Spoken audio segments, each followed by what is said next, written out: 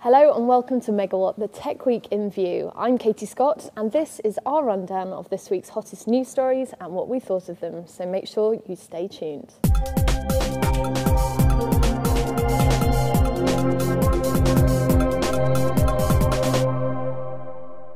Last week we reported that BT might have to scrap its £1.5 billion project to put in super-fast broadband connections in the UK.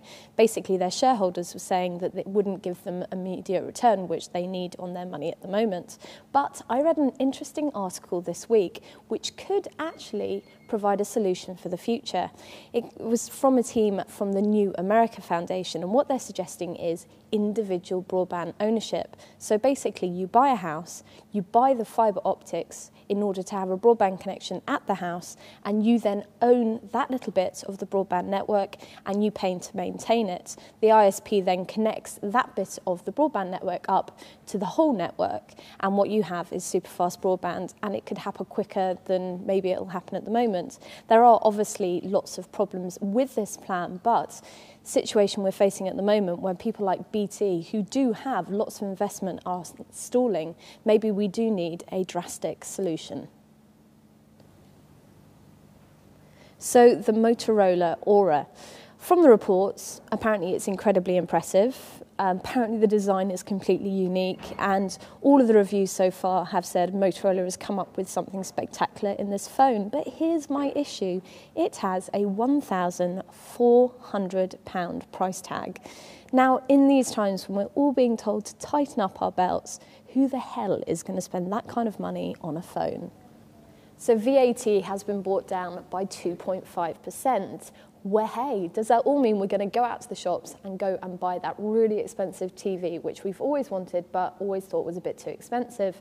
Well, the comments under the story in Pocket Lint would suggest not. In fact, people are saying, unless it's a really big purchase, 2.5% isn't actually going to make that much of a difference. After all, everyone is saving up to buy Christmas presents, and so, you know, the prospect of going and blowing a load of money on clothes because it's 2.5% sale isn't actually all that appealing.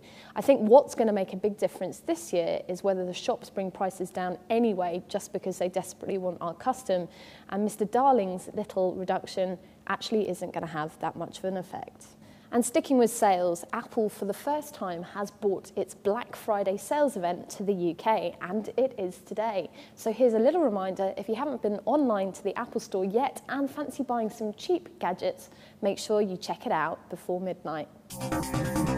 That was Megawatt, the Tech Week in View. We're now off for a couple of days, but why not visit us again on Monday when you can see the hilarious effects of what happened when I was fed far too much alcohol and then stuck in a car simulator.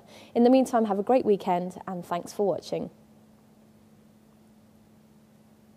I said